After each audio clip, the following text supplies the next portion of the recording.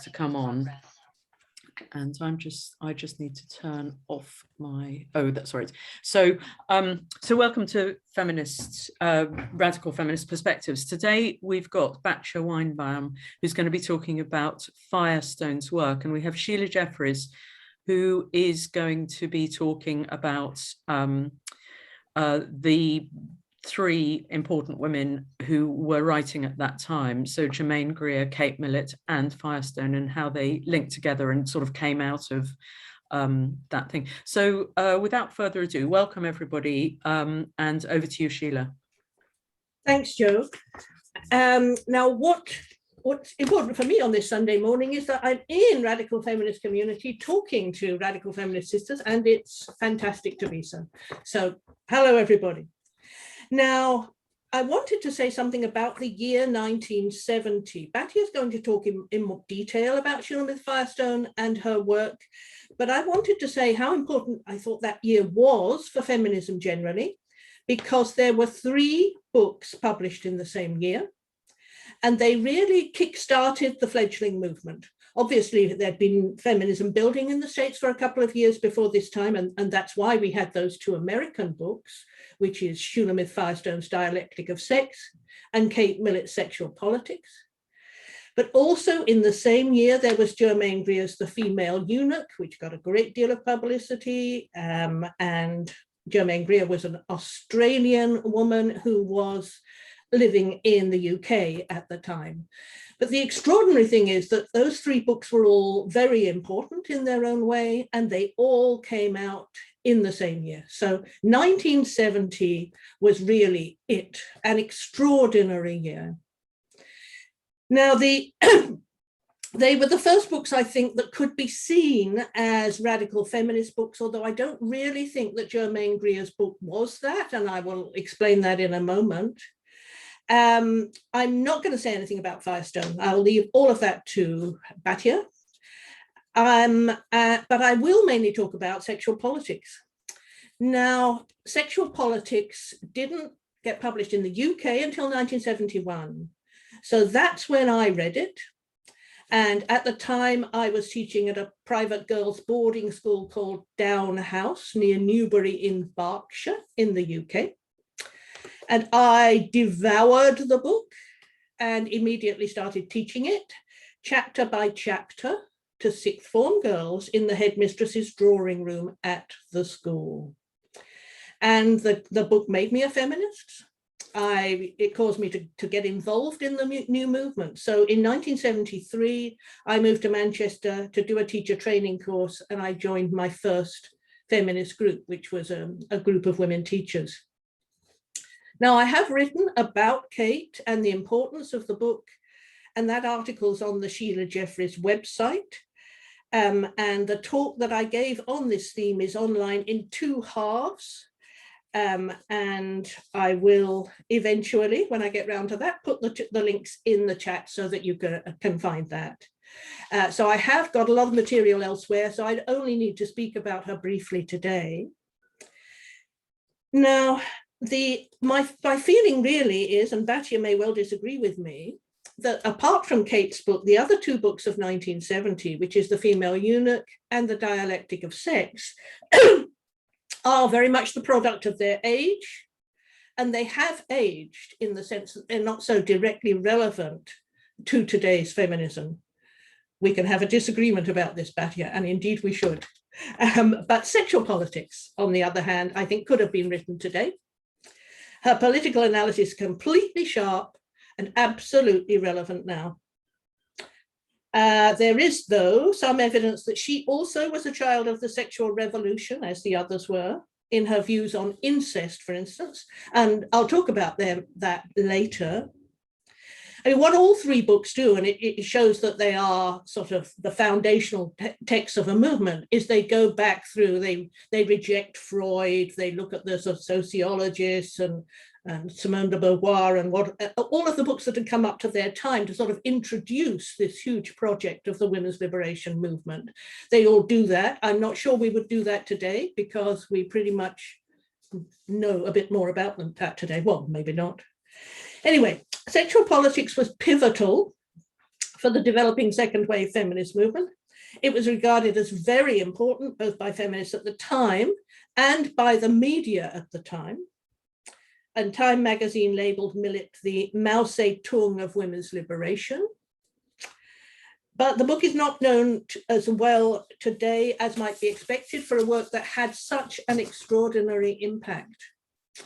And I say that the main reason that her work has been buried was the development of a pro-sex feminist politics and postmodernism in the academy. Millett, the main thing that Millett did was to demonstrate the importance of sexual practice in the subordination of women. She showed that sex was political. And she showed how male-left intellectuals of the 1960s wrote famous erotica, which treated women as disgusting objects to be violated. And she described many of the misogynist ideas in these works, which have formed, I argue, the stock in trade of the very profitable pornography industry today. And I argue that her work should be seen as a progenitor of later anti-pornography campaigns and regarded with the respect due to other significant social theorists. So it was the politicizing of sex, as the title Sexual Politics suggests, that was crucial to her work. And of course, as somebody who has written mainly about sex and the politics of sex for 35 years, you can see why it is, for me, the most important of those three books. It shows the crucial importance of sexuality to the foundations of radical feminism. Now, the book had an explosive effect on feminist politics at the time. It gained a great deal of media attention and brought the ideas of the emerging American feminist movement into the mainstream world with prime coverage in Time magazine. But the book has not persisted in the historical memory of feminism. It's largely ignored in both social theory and scholarly feminist work today. Millett showed that sexual practice was constructed out of patriarchal power relations and both reflected and served to uphold male domination. She set out her understanding of the politics of sex through an examination of the work of the male novelists of the 1960s, who were seen as so progressive, as great heroes of their time, who were liberating sex. And her analysis provides a foundation for the developing feminist critique. Radical feminist theorist Andrea Dworkin wrote of the book, "The world was sleeping and Kate Millett woke it up." Betty Friedan had written about the problem that had no name. Kate Millett named it, illustrated it, exposed it, analyzed it. Dworkin continued, "I cannot think of anyone who accomplished what Kate Millett did with this one book. It remains the alpha and omega of the women's movement. Everything that feminists have done is foreshadowed, predicted, or encouraged by sexual politics." Now, one thing that is clear when you look back at these books today, is that feminism came from the left. Now, of course, feminism is very much in conflict with the left, which has absolutely abandoned women and is now can be seen as very anti-feminist in many ways. We use the language of the left to shine a light upon and describe the condition of women. So Millett and Firestone use the term sex class to describe women's situation. And this might seem surprising today when there's very little knowledge of socialist theory. The left is very weak, and what purports to be the left has been entirely co-opted by neoliberalism and its identity politics. There is no materialist analysis now. Radical feminists like Millett and Firestone adopted the term sex class to suggest that the oppression of women was structural. Men as a sex class benefited from the exploitation of the sex class of women, and the subordination of women was determinedly created and maintained by the ruling class of men in their interests. I argued in Gender Hurts that the term sex caste, which was also used by feminists at the time, is a better fit with the condition of women. The term sex class could suggest that individual women could work their way out of the class of women, as a worker could, in theory, work their way into the middle class and become an owner of the means of production. That's not possible for women because we are in a caste system. How much money we have and however we live, we're still understood to be inferior members of the sex caste of women, and rape can always be used to put us back in our place. But whichever term we use, it is this understanding that women's oppression is structural, that separates radical feminism from the individualism of liberal feminism, in which individual women are seen to have the capacity to assertively muscle their way out of their oppression and have the power to choose all the oppressive situations that characterize women's oppression, such as pornography and prostitution and so on. So Millett's most significant advance then was to politicize sex. She argued that the subordination of women is constructed through and in acts of penile penetration of women. She pointed out that sex is not natural, but politically formed out of and in support of male domination. She examines the way sexual intercourse is written about by these sexual revolutionary novelists of the 1960s to show the power politics they express. And she says, coitus can scarcely be said to take place in a vacuum. Although of itself it appears a biological and physical activity, it is set so deeply within the larger context of human affairs that it serves as a charged microcosm of the variety of attitudes and values to which culture subscribes. Among other things, it may serve as a model of sexual politics on an individual or personal plane. Now, I really think that that understanding has gone. I think it is not central to the understanding of feminism today.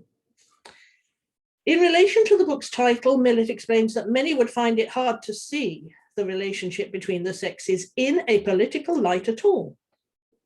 She, however, defines the term politics as referring to power-structured relationships, arrangements whereby one group of persons is controlled by another, and patriarchy is one of those. She states that the situation between the sexes is one of dominance and subordination, which has created a most ingenious form of interior colonization, meaning that women often cannot see that they're oppressed because they're fully acculturated to that oppression and may even defend the interests of the men who are their masters. Sexual dominion, she argues, is perhaps the most pervasive ideology of our culture and provides its most fundamental concept of power. And I do agree with that, which is why I continue to write about sex. Sexual Politics was a popular success. It sold 80,000 copies within months. However, male readers were sometimes discomforted. And one of her thesis advisors, a man called George Stade, remarked, reading the book is like sitting with your testicles in a nutcracker.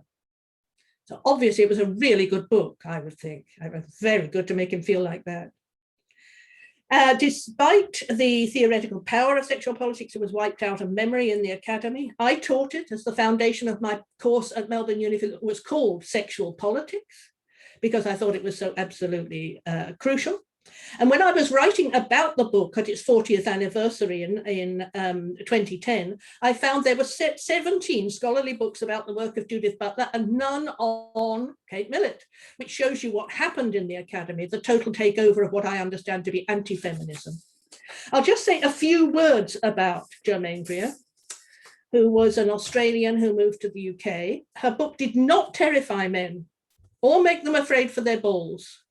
And I suspect this was why she's been remembered and is more celebrated by men than Kate Millett, I would argue, especially in Britain. I don't know that, and probably Australia.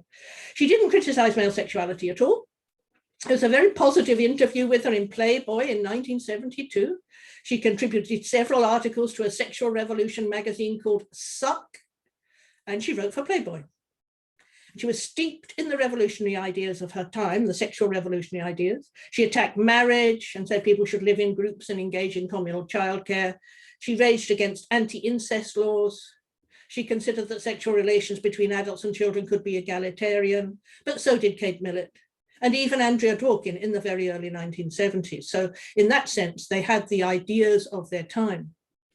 However, Greer has more recently written some excellent work, and her book, The Whole Woman from 1999 is a very different book. Notably, it is incisively critical of transvestism.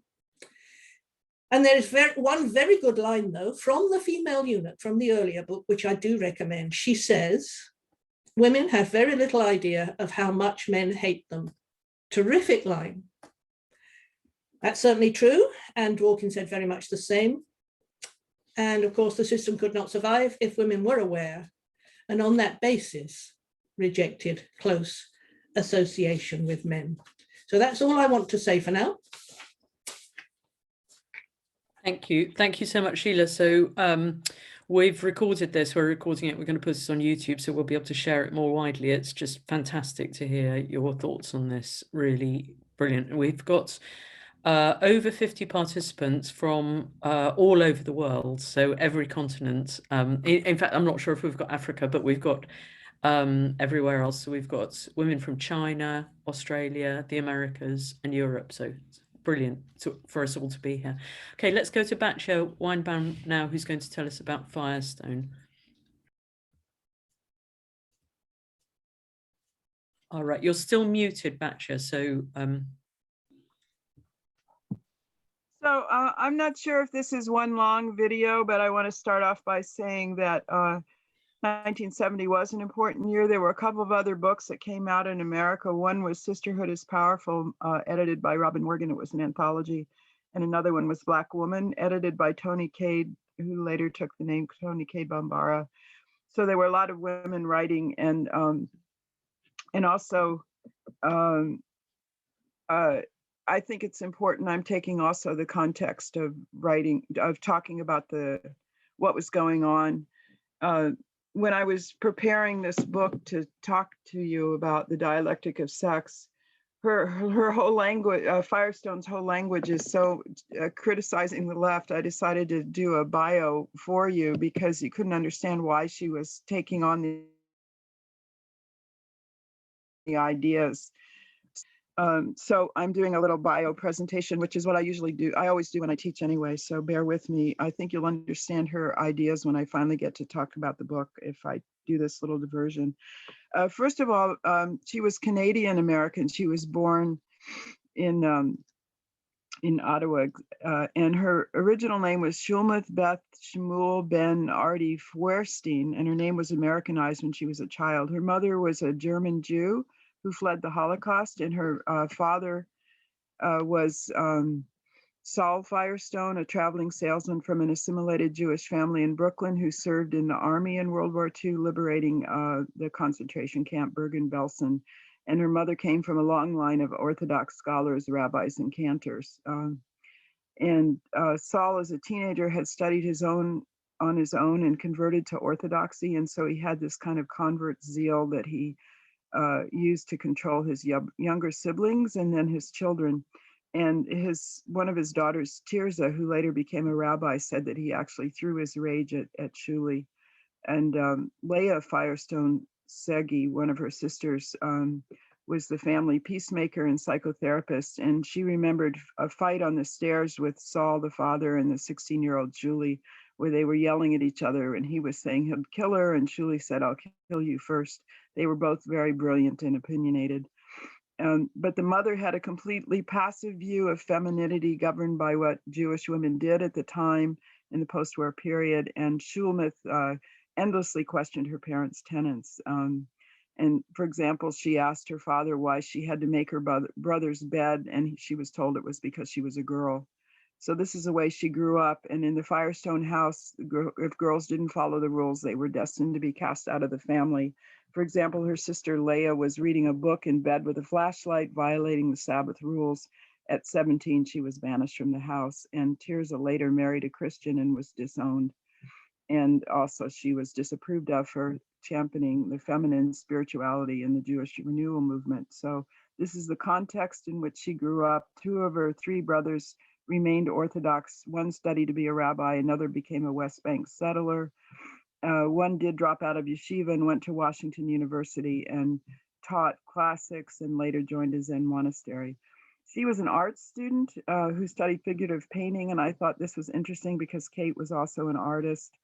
And I interviewed Kate once about whether she thought being an artist influenced the way she approached theory, and she said yes. So I think it's interesting that they both were artists because they were both very creative in their thinking, which is something that I think we lack today.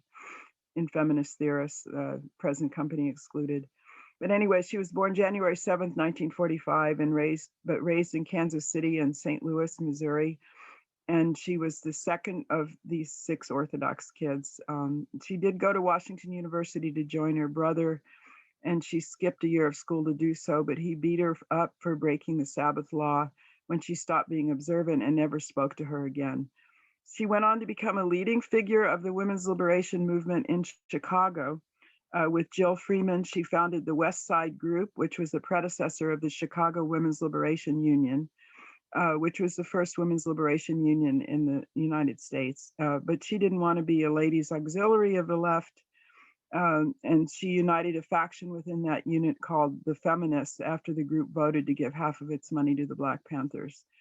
The famous coming out of Shulamith Firestone was at the 1967 National Conference for New Politics in Chicago, which some of you might have heard of, when the members of the Women's Caucus were refused a platform to present a resolution that she had worked on calling for equitable marital and property laws, complete control of women of their own bodies, but also for 51% representation on the conference floor.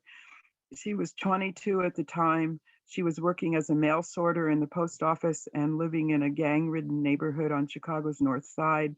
And her sister Leah was living there as a primary support, with her being a mediator in movement disputes. When they weren't allowed a platform to present their proposal, Shuli and other members of the caucus rushed to the stage, and she was told, "Cool down, little girl. We have more important things to do than to talk about women's problems."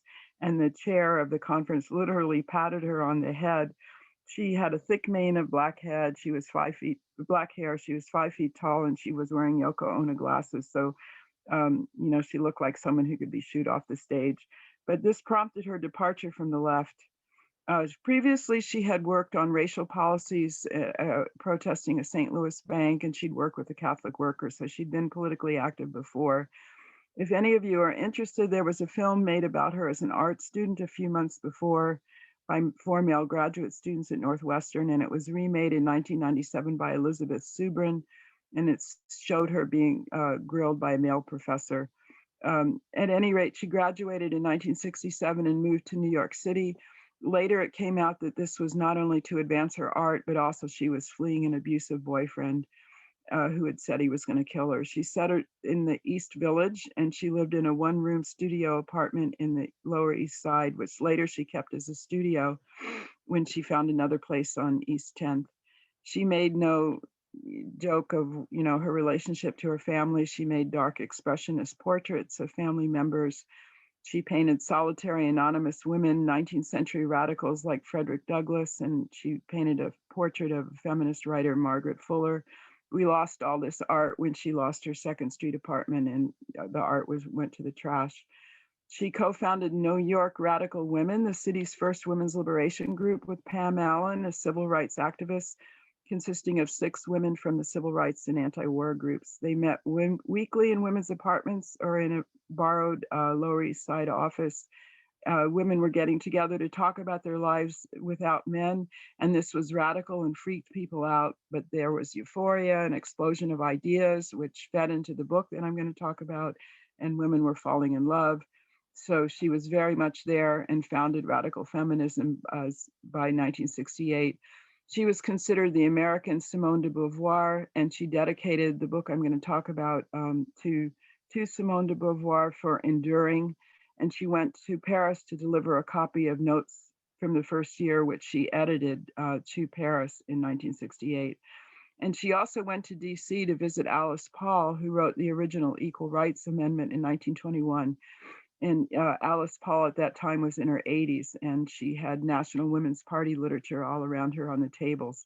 But nobody who went to visit Alice Paul with Shuli could identify the portraits of suffrage leaders she had on the wall, and she was suspicious of them. How could they pass on the torch of feminism that they were seeking out if they didn't even know who the original suffragettes were? And the next day they went to the New Left counter inauguration celebration to Nixon. And the women who were speaking included Marilyn Webb, and the men yelled at her, get off the stage, go fuck her in a dark alley. Firestone, who got up to speak next, was completely drowned out by howls of sexual epithets. Marilyn Webb went on to found Off Our Backs, which some of you might have heard of. It was a very well-known international radical feminist newspaper. And they all agreed in a meeting after this fiasco that there had to be a separate movement. And they wrote a letter to The Guardian, which was a radical weekly paper in New York, and it was a goodbye letter to the left. She considered herself an intellectual and she wouldn't clean or type. But in 1969, she organized the nation's first abortion speak out at Judson Memorial Church in Washington Square. She got 12 women to speak about the shameful secrets of failed contraception, back alley operations, giving up babies for adoption, and how painful that was. This drew hundreds of people of both sexes who listened and applauded. And the groups that she founded, there were two others, went on to do confrontational protests like street theater. They made headlines occupying restaurants that wouldn't serve unescorted women. They conducted a burial of traditional womanhood in the Arlington Cemetery in DC, and the women that they buried were curlers. They disrupted state abortion law hearings. They released dozens of white mice to disrupt the bridal fair at the Madison Square Garden in New York City. They held an ogle in Wall Street where they ogled men, and they hurled bras, high heels, and copies of Playboy and so on into the Freedom trash can at the Miss America pageant, destroying what they defined as instruments of female torture. When she was fired from a waitressing job and her boss withheld her wages, feminists stormed the restaurant and made him pay her on the spot. And she was the one who jumped on the desk of an editor of Ladies' Home Journal and tore up copies of the magazine in his face to protest the magazine's sexist content and hiring practices, which resulted in the publication of an entire issue edited solely by women. But after all this leadership of groups, she was trashed by anti-leadership factions, and she either quit her own groups that she'd started or was thrown out. So 6 months after the book was published, she was into her own self-exile, or actually, she was already exiled from groups when the book actually came out, even though the book created a small revolution in Morrow, the publishing house that put it out, and the women working there said, yeah, why don't we have more women editors? And why do we all work in publicity instead of being editors? So after all this activity, she died in 2012. She was found dead in her apartment on the Lower East Side with no food. When the landlord went to peer in a window when her rent bill wasn't paid, he saw her stiff body face down. And one theory was that she starved herself to death. A spurned visitor was, heard her doing Jewish prayers in a torrent of Hebrew outside. She wouldn't even come to a window to wave at her sister. And there were calls for memorials, like giving a free apartment rented in her name to older and meaningful feminists. So I'm pointing this out because not only was her book forgotten, but she was forgotten. But at 25, she wrote this incredible book called Dialectics of Sex, and it was 200 pages, and it was written in 6 months. And she called for a sexual class system, was her analysis, and she said it ran deeper than any other social or economic divide. And she named the traditional family structure as being at the core of women's oppression. She adopted theories of Marx and Freud. She didn't actually throw Freud out the window. She said that the conclusions of Freud were wrong, but she wanted us to use his process. She saw that all structures of oppression originated in sex oppression, and saw that all oppression was based on childbearing, which devolves on women purely by biological happenstance.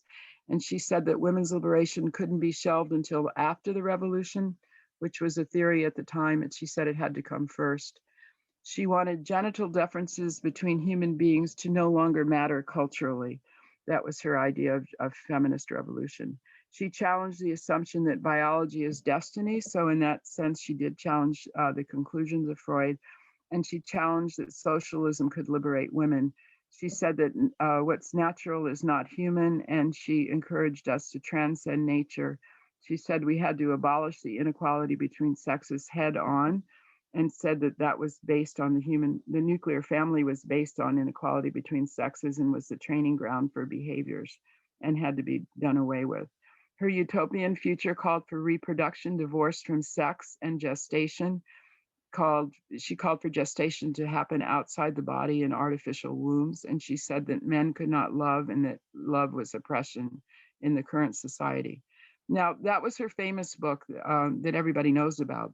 But she also wrote another book called Airless Spaces, which is a collection of short stories where she refused her career as a professional feminist, and she'd gone into hiding when she was exiled. And her book, Airless Spaces, was a collection of short stories about topics like her brother Daniel's suicide, the one who had quit his job as a classics professor and joined a Zen monastery. She wrote about poverty, mental illness, and her experience in psychiatric hospitals. She wrote about lovers and dreams and solitary examples of social defeat. It was published in 1998 by Semiotext, and there'd been a reading to celebrate it in a downtown art gallery at the time with Phyllis Chesler, who wrote about women in madness, and Kate Millett doing the reading. She was friends with Kate throughout this whole time. And there was a portrait in there of Valerie Solanas being homeless, begging in the streets. She's the one who shot Andy Warhol. And she wrote deadpan stories about her life on St. Mark's Place. And she was concentrating on doing her painting after her hospitalization that went on for years. And she was on medication, and she was even in Bellevue. And Kate Millett read from this at the memorial. I'm just going to read you a little quote from that. She could not read, she could not write. She sometimes recognized on the faces of others joy and ambition and other emotions she could recall having had once long ago, but her life was ruined and she had no salvage plan. Kate said she read that because clearly something terrible had happened to Firestone, but she read the passage not only to remember Shuli, but because we are all in the same place. Kate was 78 at the time that she read that because she was mourning the passing of Firestone, but also a whole generation of feminists who had been unable to thrive in a world they had done so much to create. She was co-founder not only of the New York Radical Women that I mentioned, but also of a group called Red Stockings that she co-founded with Ellen Willis in 1969, and New York Radical Feminists that she set up with Ann Coet. These women wrote books of their own.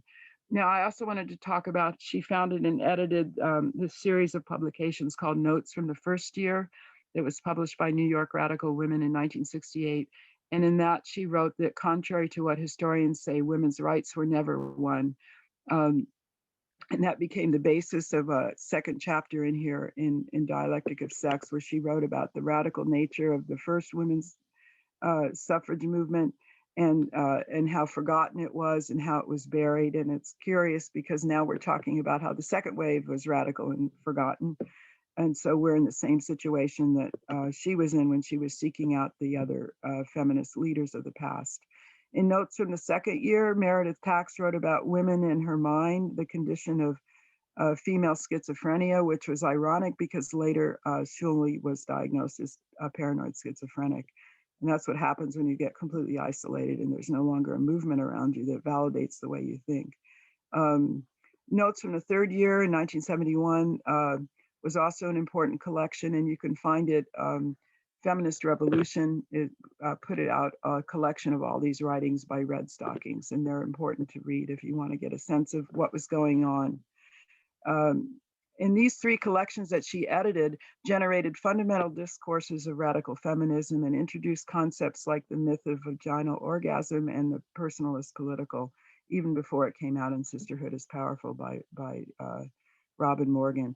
She was friends with Kate her whole life and with Phyllis Chesler, and they both attempted to rescue her when she was losing her Second Street studio, but she turned down their help, and her family institutionalized her in 1987 when she was diagnosed with paranoid schizophrenia.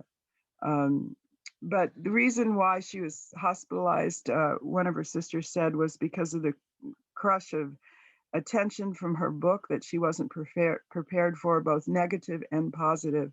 It rose on the bestseller list. It made her withdraw.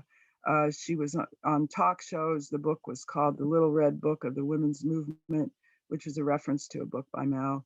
And the family had been called when the landlords reported her screaming at night, and she left taps on and the water ran and destroyed the floorboards in her apartment. And she was found emaciated and panhandling, carrying a bag around with a hammer and a can of unopened food, and she hadn't eaten for a month because she was afraid that her food was poisoned. So years after hospitalization, there was a local paper that ran an article about this famous author being crazy and being evicted. And she was convinced that her friends like Kathy Sarah Child, T. Grace Atkinson, Kate Millett, and others had planted the article, and she refused her help. And I was at Kate's when they were all running down trying to rescue her, and she turned them down. But later on, she let another group of younger people who had read her work help her. And one of them was Lourdes Cintrón, who was a Puerto Rican independence activist. And she dedicated the Airless Spaces to her. So later in her life, she got into Kabbalah and Jewish mysticism. And her sister, Tears of Firestone, became a Jewish renewal rabbi.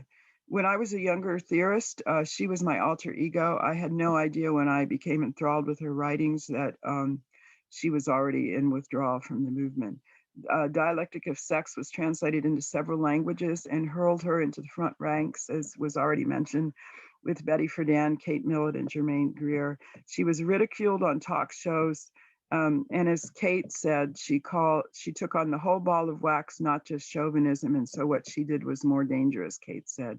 Her language was very sharp. I think it was said in an earlier talk here that the language of radical feminists was much more sharp and poignant. She said things like pregnancy is barbaric, childhood is like shitting a pumpkin. Childbirth is like shitting a pumpkin. Childhood is a supervised nightmare. Women and children were now in the same lousy boat. She didn't mince words like this gobbledygook that's coming out of women and gender studies at this point. And as Simone de Beauvoir noted, Firestone said something new in associating women's liberation with children's liberation. She wanted to do more than end male privilege. She wanted to end the sex distinction itself. What she sketched out was a futuristic notion to stimulate fresh thinking, not necessarily to dictate action. She wanted to liberate women by artificial reproduction outside the womb. She wanted to collectively have collectives take place of families, and she wanted children granted the right of immediate transfer from abusive adults. She wanted to be loved. She wanted women to be loved for themselves, not as part of a patronage system, but with passed on power and privilege. She wanted love to flow unimpeded. Her father called her book a joke and refused to read it. The book provoked outrage, but children's rights and the end of male work and the end of traditional marriage happened. And so social relations were altered through cybernetics. So everything that she talked about was prescient. And she called that feminists had to question not just all of Western culture, but the organization of culture itself and the organization of nature. She wanted us to examine, like Engels did, the historical succession of how we got here in order to discover the means to end the conflict. She thought there was the sex war as comprehensive as Marx and Engels thought there was class antagonism. She wanted us to use not their opinions on women, but their analytic method. She saw the world as a process, a natural flux of action and reaction. She perceived history as a movie, not as a snapshot, and as a succession of undulating opposites, using the scientific method that she got from German philosophy. She said in a classless society, the interests of every individual would be synonymous with that of a whole society, an idea that came from the left. And she said, what would that mean for sex, for women? And she projected an economic solution analogous to seizing the means of production. To end class struggle would be to seize the means of reproduction to end the sex struggle. Her assumption was that beneath the economy, everything is psychosocial. For this, she was called ahistorical, but really she wanted to develop a materialistic view of history based on sex itself. She looked at the dialectic of reproduction, not the dialectic of production. And for those of you who are not steeped in the left looks at how goods are produced in factories, and she wanted to look at how people were produced, the people who were making the goods in factories. So it wasn't that, anyway, she wanted to look at the dialectics of, in terms of a matriarchal view of society instead of a patriarchal view. And there were other matriarchalists at the time, but she wanted to look at a dialectical evolution of matriarchy. And I mentioned she was an art student, so I'm going to show you. She was famous for these diagrams. And I don't know if you can see it, but she ends up with the evolution of history is going to concubinage, owning women as concubines as a group by men. And if you watch Handmaid's Tale or read the book Handmaid's Tale by Margaret Atwood, that's exactly what happens. In the end, you can have all the freedom and work that you want. You can make all these little tinkering changes, but push comes to shove, women are needed to reproduce, just as Sheila said. So women are in danger of being owned as a class by men as common property to reproduce, and that's what she said. Her material analysis that she wrote in this book was that, first of all, women before birth control were at continual mercy of their biology, menstruation, menopause, female ills, by which she meant, pains during period, menstrual problems, constant pain at childbirth, wet nursing and care of infants, which created dependence on men for survival. Secondly, human infants taking longer made women dependent on men longer and exacerbated their dependency. Third, the mother-child interdependency has existed in some form in every society, she pointed out, shaping the psyche of all females and infants. And fourth, the natural reproductive difference between the sexes led directly to the first division of labor at the origins of class, as well as furnishing the paradigm of caste or discrimination based on biological characteristics, e.g. race. The importance of this last statement is that it wasn't sex or class. It was the sex division was the basis of class division. And radical feminists were often accused of ignoring class and ignoring race. But she, in her theory, the sex division is at the root of class division and at the root of race division. And she says this is so even in matriarchal societies where women's fertility is worshipped. So she's claiming that oppression is based on biology, but she says that biology isn't the end of our cause because all of it can be solved with technology. So her end goal is feminist revolution, which she states on page 11 of this book, which, by the way, you can get on Amazon in a used copy for $4. And I'm willing to do a study group with anybody who wants to do a study group. I'll put my email in the chat session if anybody wants to read the whole book. She says the end goal of feminist revolution must be unlike that of the first feminist movement, not just the elimination of male privilege, but of the sex distinction itself. Genital differences between human beings would no longer matter culturally. So that's what she's calling for. And in that sense, I think the book is still relevant today because she's talking about sex war. I think that we need to get back to the basics of looking at that. And she's looking at dialectics, evolution over time. So if you treat women as badly as telling them to get off the stage and be fucked, you're going to create a feminist revolution. And if the feminist revolution is so successful, you're going to create the backlash to the feminist movement, which is the moment that we're in now. So I think her dialectics of sex is what we need from her book. And she says Marxist revolution is not enough because revolution didn't succeed, not just because of insufficient economic conditions, but because he didn't dig deep enough. And we need to look at the psychosocial roots of class, which is something I did in my writing, my first couple of books as a feminist theorist, because I was extremely influenced by her. She took from Marx that family contained the embryo of all antagonism that later developed on a wider scale within the society, which people forget that Marx actually said, but she talked about that on page 12 in her book. So she wanted revolution to uproot the basic social organization, the biological family, through which the psychology of power can always be smuggled. And that's why I talked about her situation with her family in the beginning. She called for sexual revolution that was much larger than, though inclusive of the socialist one, to truly eradicate all class systems. She took class analysis one step further to look at the biological division of the sexes and claimed not to have thrown out the insights of socialists, but to enlarge their analysis by looking at what came before. And she established the groundwork to understand the economy, class, and race. And this is a quote from the book. There's a great moving power in the course of history is the dialectic of sex, the division of society into two distinct biological classes for procreation. Classes with one another leading to changes in modes of marriage, reproduction, and childcare created by those struggles, and development of castes or physically differentiated groups in economic cultural class system. And people went on to look at these things after she published this book. And she said that cultural superstructures could be traced back to sex, which is, we heard something that Kate looked at. She looked at cultural institutions that maintained the biological family and reinforced it, especially its current manifestation in the nuclear family. And she suffered because she didn't focus on legal equality for women. And one of our great heroines now is Ruth Bader Ginsburg, who did focus on legal equality.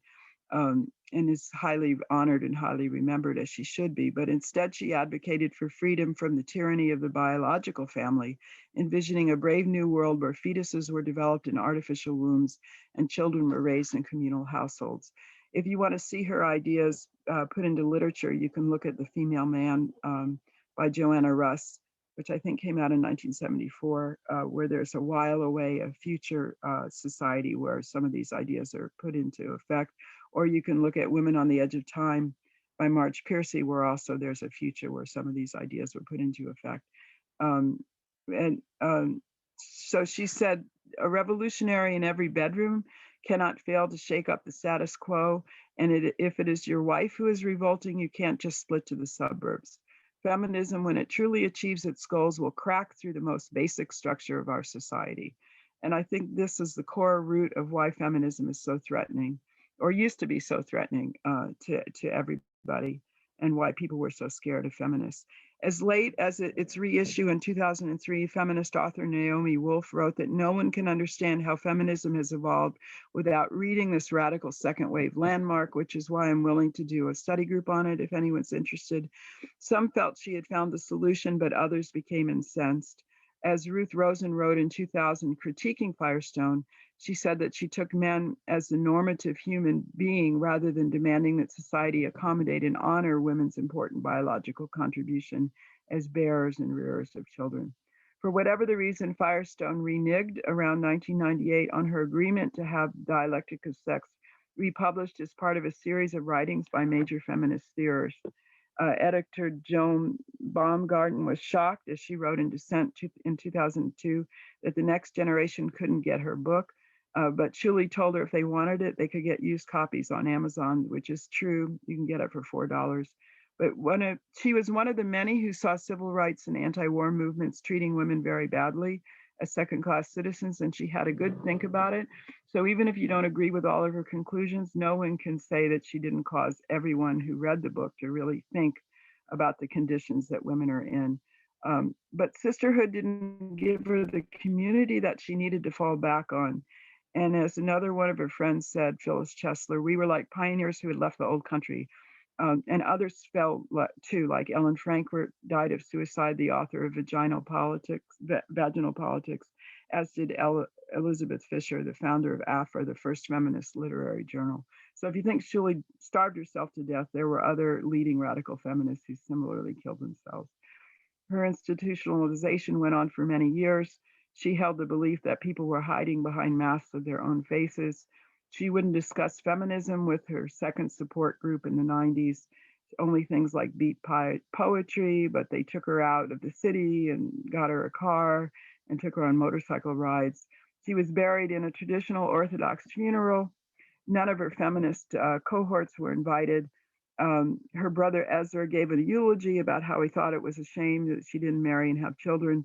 And her sister Tirza, who was the Jewish renewal rabbi, addressed Ezra and said she was a model for Jewish women and girls everywhere, and she had children, in that she influenced thousands of women to have new thoughts and to lead new lives. I am who I am, and a lot of women who are who they are because of Sheila, and I count myself as one of the women whose life was changed by Sheila. And I hope that some of you have come into contact with her or desire to deepen your relationship with her. That's all I have to say. I tried really hard to do it in a half an hour. And I'm interested in hearing if anybody's heard of her, and if so, how, and how she's influenced you, if she has. And like I said, I'm going to put my email in the chat if anyone wants to do a study group on her, or a consciousness raising group, because many of her ideas grew out of those early years of consciousness raising. I pass.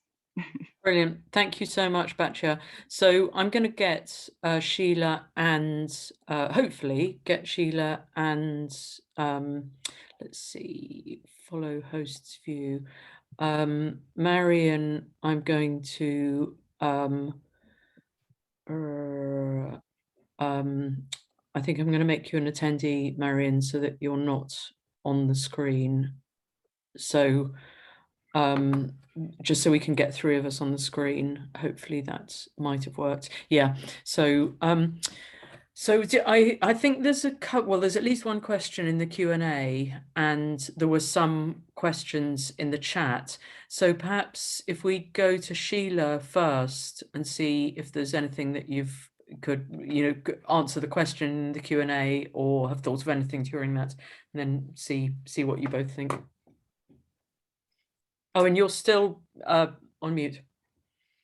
My immediate thoughts on what Batya told us about. I mean, obviously, Batya has shown how the book represented the very basic ideas of radical feminism, I mean, in a very powerful fashion. And I realized that obviously it had more effect on me than I had realized today, because in 1976, I wrote a paper called Worker Control of Reproduction.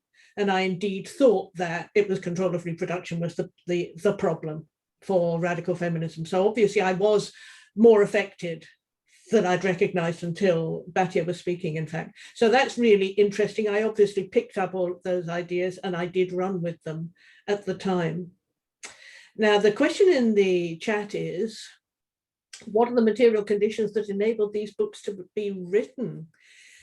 I guess one of the material conditions was there was an incredibly strong left at the time, and everything was changing. Black civil rights politics, a strong and revolutionary left, student movement. There was huge revolution going on in the late 60s in every way. And of course, we've never had a time like that since. And feminism came from that time, and those books came from that time. So those were the material conditions out of which those books came. The left is very weak now, and nobody knows those ideas. There's no real radical movements going on, certainly not radical movements that go to the structure of society. So that's a big problem for us, I think, in getting feminism going again, and it's bound to be a different kind of feminism. I don't know, Batya, what do you think? What were the material conditions? Well, the reason I mentioned the jobs she had, working in a post office and working as a waitress, is, feminism gets a bad rap that it was all middle-class women who had maids, living on the Upper West Side, married, supported by their lawyer husbands. And a lot of the women who were writing these books were actually working to support themselves. And so if the implication of this question is that women were able to be supported because they were middle class, whatever that means, I wanted to counter that notion and point out that women were actually working, and it wasn't that they were just women of leisure, whatever that means. But also, I do want to say it was easier to live in New York City because rents were cheaper. When I lived in New York City in the 70s, my rent for my loft in Tribeca was $180 a month, including utilities.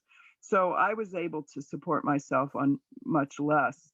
When the rent went up, real estate went crazy. I had to leave New York. And once you leave New York, there aren't these discussions going on around you. Sorry if I sound like I'm putting everybody else down outside of New York, but I was able to become a radical feminist writer because I was in the middle of these, a nexus of people that were having these discussions, and publishers were there and conferences were going on. I could go to meetings of the socialist scholars. If I wanted to go to a social scholars meeting after I left New York City, I had to invest money to travel to New York and find a place to stay in New York. And I was living in a loft for $180 a month, a block away from where the Social Scholars Convention was going on. So rent went up, the cost of living went up crazy in the late 70s and drove people out of the centers where my radical feminism was developing. So that was one thing, the cost of living went up. Yeah, can I just say too, that in London, it was possible for women to live on the dole, that it was generous, Women were squatting. A lot of feminists are squatting houses and not even paying rent because people were moving out of London. So there were material circumstances there that enabled women to be feminists in a way which is unthinkable now. So yes, those particular material circumstances were very important too. Yeah, somebody in the chat mentioned motherhood. It's just a huge topic, whether motherhood is glorious and going to save us or whether motherhood is oppressive. And that could be a topic for another seminar. I think we can't really get into it, but this is one of the reasons why she was detested and hated, surely. And I don't think Kate touched motherhood as a topic. And that's one of the reasons, you could talk about male chauvinism and everybody could agree that chauvinism was terrible. Not that Kate was universally popular, but she had her own issues. But to take on motherhood and say that it was a problem was something that made Shuli very unpopular. And this Rosen, who criticized her for putting down women's power, that became a tenet in the women's movement. It was to glorify motherhood and say it was our saving grace, when actually motherhood under patriarchy is an oppressive structure in itself, which Adrienne Rich wrote about in 1976 in Of Women Born. So I think that Adrienne Rich was influenced by Shulamith Firestone's critique of motherhood. So I think many of the feminist writers who wrote books later were influenced by Shuli, even if they don't directly say so. So I have a question. What did the left, how did the left react? Because she was using a lot of the sort of methods, the dialectical methods that are used by the left, talking about materialism and how you would think logically that the left would say, oh yeah, that's very good point. But what did happen? Well, they just said she was ahistorical and that she was saying sex was primary. Remember I made that argument about she said sex was the basis of class. Instead, they said she was saying that sex was primary instead of class. And they also said she was racist because she was saying it was sex, not class, sex, not race. So and radical feminists were put down in general for saying class wasn't important, for being against the nuclear family.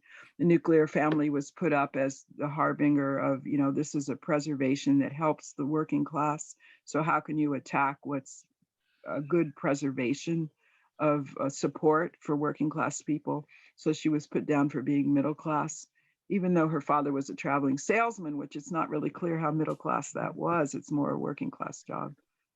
Yeah, same old arguments against feminist ideas.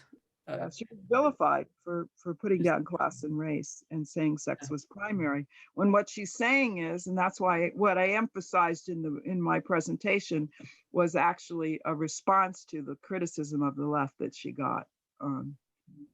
So you ask a good question. Yeah. Well, look, we've come to the end. We've got 2 minutes left, so I'll just check that if Sheila, have you got anything else you'd like to add? Only that it would be good to actually get back to the big questions again about reproduction, about sex. We need to be thinking about all of those, and that's not really happening. Those great books which introduce those huge theoretical concepts are not being written. We're dealing with all kinds of little issues around the edges, but those fundamental ideas aren't being looked at. And I live in hope, really. Yeah, great. And thanks. And Batya, how about you?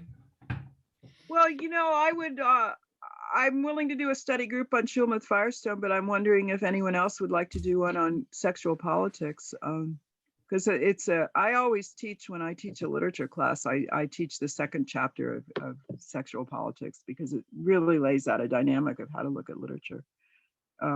So I think that we can, say it's a shame these things aren't being done, and then we can also do them. And we know we can't do them in traditional women and gender studies courses, but we could do them here. So I think maybe Sheila, you can do a study group on Kate Millett, or I don't have a copy of Kate sitting around, but I could certainly do that if people are interested. I'm really we need an anti-university, definitely a radical feminist anti-university in which that we did that. We had Sagres in the United States, in Vermont, but it closed. But we did do that.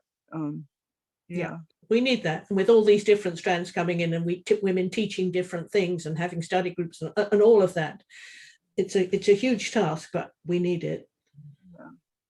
Brilliant. Well, on that note, let's do that then. If you are interested in sort of participating, we'll come back next week. We'll carry on next week. We'll put this on YouTube so you can share it. If you have some ideas, you can email info@womensdeclaration.com because that's the email we've got at the moment. And thanks so much for coming. I think we might not be able to save the chat because of the settings at the moment, so that might be gone, but we'll certainly put this video on YouTube and you'll be able to see it. Next week we have Julia Long hosting, and I don't know yet what topic she's going to focus on, but she will tell us or tell me, and then I'll send an email around. So thank you so much for coming, and see you next week. And thank you, Batya, and to Sheila. Thank you. Bye, everyone.